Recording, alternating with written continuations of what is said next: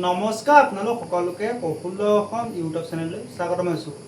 যদি আপোনালোক চেনেলটোলৈ প্ৰথমবাৰৰ বাবে আহিছে প্লিজ চেনেলটো ছাবস্ক্ৰাইব কৰি দিব, ভিডিঅ'টো এটা লাইক কৰি দিব। আজি এইটো ভিডিঅ'ত আপোনালোকক জনাম যে অসম আৰক্ষীৰ যিটো UBSI পদ আছে আৰু অসম বন বিভাগৰ যিটো ফৰেষ্টাৰ কেইটামান পদ হয় কোনটো ভাল হয় আৰু ডিউটিসমূহ কেনেকুৱা হয়, দৰমহা কাৰ বেছি আৰু পাৱাৰ কোনটোৰ বেছি হয়। এই ভিডিঅ'টোত সকলোখিনি কথা জনাই দিম, গতিকে ভিডিঅ'টো শেষলৈকে চাই থাকিব। এতিয়া আপোনালোকৰ অসম আৰক্ষী যিটো UBSI আৰু অসম বন বিভাগৰ যিটো ফৰেষ্টাৰ গ্ৰেড পদ আছে, দুইটা সাব ইন্সপেক্টৰ পদ হয়।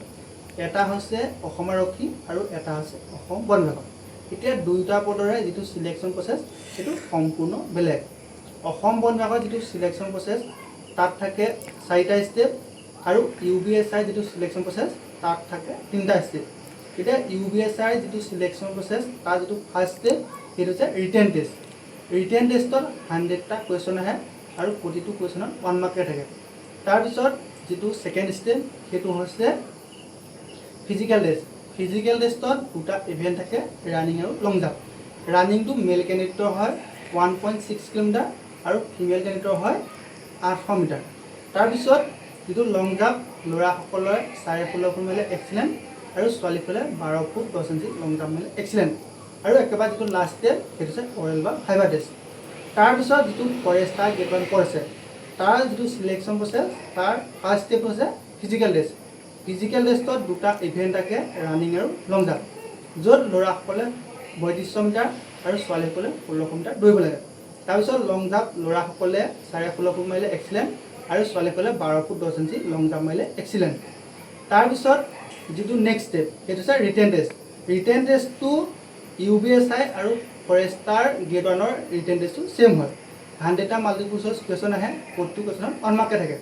তাৰপিছত যিটো নেক্সট ষ্টেপ সেইটো হৈছে ৱাকিং টেষ্ট।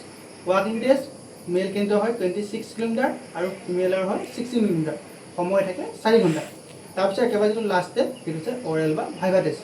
এতিয়া ফৰেষ্টাৰ গ্ৰেড 1 আৰু UBSI যিটো চিলেকশ্যন প্ৰচেছ তাৰ যদি আপোনালোকে ভালদৰে চায় তেতিয়া এটা কথা বুজি পাব যে UBSI কাৰণে মেইনলি বেছিকৈ পঢ়া শুনা কৰা ল'ৰা ছোৱালী বিচাৰে আৰু ফৰেষ্টাৰ গ্ৰেড 1ৰ বাবে আপোনালোকৰ ফিজিকেল টেষ্টটোত অলপ এক্সপাৰ্ট হ'ব লাগিব। যিহেতু UBSI প্ৰথম ৰিটেন টেষ্ট পাতে, গতিকে ইমান লাখ লাখ কেণ্ডিডেটে ৰিটেনত বহিব, কিন্তু তাৰ পৰা এটা পোষ্টৰ এগেইনষ্টত মাত্ৰ 5জনকে ফিজিকেল টেষ্ট দিবলৈ মাতে। কিন্তু ফৰেষ্টাৰ গ্ৰেড 1ত লাখ লাখ কেণ্ডিডেট এপ্লাই কৰে, কিন্তু প্ৰথম ফিজিকেল টেষ্ট হৈ যায়।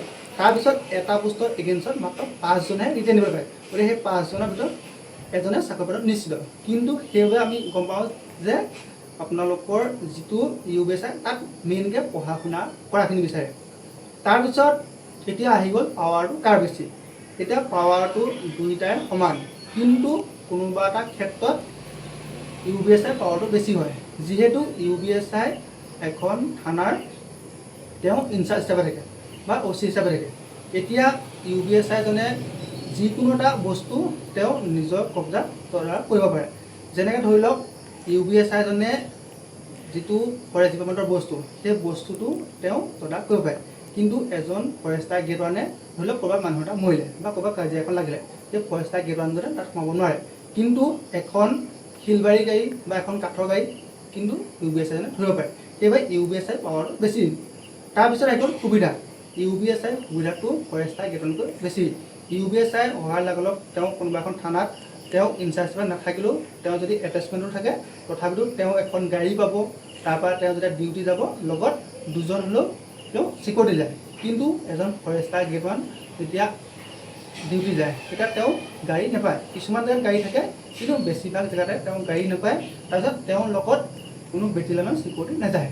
আপোনালোকৰ যিটো ফৰেষ্টাৰ গ্ৰেড 1 সেইটো আপোনালোকৰ UBSIতকৈ অলপ তলৰ হয়। তাৰপিছত আহি গ'ল দৰমহা। দৰমহাটো UBSI বেছি হয়। UBSI যিটো গ্ৰেড 2 সেই গ্ৰেডটো বেছি ফৰেষ্টাৰ গ্ৰেড 1তকৈ। তাৰ পৰা এতিয়া আহি গ'ল প্ৰমোশ্যন। প্ৰমোশ্যনটো UBSI অলপ আগতীয়াকৈ হয়, ফৰেষ্টাৰ গ্ৰেড 1ৰ অলপ লেহেমীয়া হয়। ফৰেষ্ট ডিপাৰ্টমেণ্টৰ যিবোৰ প্ৰমোশ্যন সেই প্ৰমোশ্যনটো অলপ লেহেমীয়া হয়। তাৰপিছত আহি গ'ল ডিচিপ্লিন। ডিচিপ্লিনটো UBSIত বেছি নে ফৰেষ্টাৰ গ্ৰেড 1ৰ বেছি। ডিচিপ্লিনটো যিহেতু অসম আৰক্ষীতকৈ অসম বন বিভাগত অলপ কম, যেনেকৈ ইণ্ডিয়ান আৰ্মিৰ তুলনাত অসম আৰক্ষী কম, তেনেকৈ অসম আৰক্ষীৰ তুলনাত অসম বন বিভাগৰ ডিচিপ্লিনটো কম, সেইবাবে আপোনালোকৰ UBSI ডিচিপ্লিনটো অলপ বেছি হয়। এতিয়া UBSI এজনে আপোনালোকৰ যিসমূহ মাছপিটি হওক বা ইনস্পেকশ্যন পেড সেইবোৰত তেওঁ থাকিব লাগে, কিন্তু ফৰেষ্ট ডিপাৰ্টমেণ্টত তেনেকুৱা মাছপিটি হওক বা ইনস্পেকশ্যন পেড সেইবোৰ একো নহয়, গতিকে ডিচিপ্লিনটো অকণমান কম। এতিয়া আপোনালোকৰ আহি গ'ল কোনটোৱে বেছি সন্মান পায়। UBSIতে অভিয়াছলি সন্মান বেছি হ'ব, যিহেতু UBSIটো জনসাধাৰণৰ মাজত বেছি জড়িত, কিন্তু ফৰেষ্টাৰ গেটনটো অলপ কম। ফৰেষ্টাৰ গেটনটো যিহেতু ফৰেষ্ট ডিপাৰ্টমেণ্টৰ যিকেইটা বস্তু আছে সেইকেইটাৰ লগতে জড়িত, গতিকে UBSIটো অলপ বেছি। তাৰপিছত আহি গ'ল আপোনালোকৰ এতিয়া ফৰেষ্টাৰ গ্ৰেড 1 যিটো পদ, সেই পদতে চেলুট নাপায়। মানে বহুতে হয়তো ভাবে যে ফৰেষ্টাৰ গ্ৰেড 1টো এটা চাব ইনস্পেক্টৰ লেভেলৰ পদ হয়, 2টা ষ্টাৰ থাকে, কিন্তু ফৰেষ্টাৰ গ্ৰেড 1-এ যিটো চেলুট সেই চেলুটটো নাপায়। কিন্তু এজন UBSI চেলুট পায়, তেওঁ কনিষ্টবলখনক সন্মান পায়, কিন্তু ফৰেষ্ট ডিপাৰ্টমেণ্টৰ যিটো ফৰেষ্টাৰ গ্ৰেড 1 পদ আছে তেতিয়া আপোনালোকৰ চেলুটটো নাপায়। গতিকে যিসকলে ভাবি আছিলে যে ফৰেষ্টাৰ গ্ৰেড 1 আৰু UBSI তাৰ ভিতৰত কোনটো ফাৰ্ষ্ট প্ৰিফাৰেঞ্চ দিব, আপোনালোকে UBSIটো ফাৰ্ষ্ট প্ৰিফাৰেঞ্চ দিব, যিহেতু দৰমহাৰ ক্ষেত্ৰত UBSIটো আগবঢ়া। তাৰপিছত আহি গ'ল আপোনালোকৰ প্ৰমোশ্যনৰ ক্ষেত্ৰত বা যিসমূহ সা সুবিধা সেইখিনি আগবঢ়া। আৰু এটা কথা, যিসমূহ UBSI তেওঁলোকে অলপ ভাল জেগাত থাকিবলৈ পায়, কিন্তু ফৰেষ্টাৰ গেটনটো কেতিয়াবা অলপ বেয়া জেগাতো পৰি যায়, যিহেতু ফৰেষ্টৰ যিবোৰ অফিচ সেইবোৰ অলপ ভিতৰুৱা জেগাত থাকে, কিন্তু এখন থানা সদায় অলপ ফৰেষ্টৰ অফিচবিলাকে অলপ বাহিৰৰ জেগাত থাকে, গতিকে তেওঁলোক থকা মেলা সুবিধাখিনিও ভাল হয়। গতিকে আপোনালোকে যদি মানে দুইটাৰ ভিতৰত প্ৰিফাৰেঞ্চ দিব লাগে তেতিয়াহ'লে UBSIটো ফাৰ্ষ্ট প্ৰিফাৰেঞ্চ দিব। আৰু আপোনালোকৰ UBSI হওক বা ফৰেষ্টাৰ গ্ৰেড 1ৰ বিষয়ে যদি কিবা জানিব লগা আছে তেন্তে কমেণ্ট বক্সত কমেণ্ট কৰিব, আপোনালোকক ভালদৰে বুজাই দিম। ধন্যবাদ।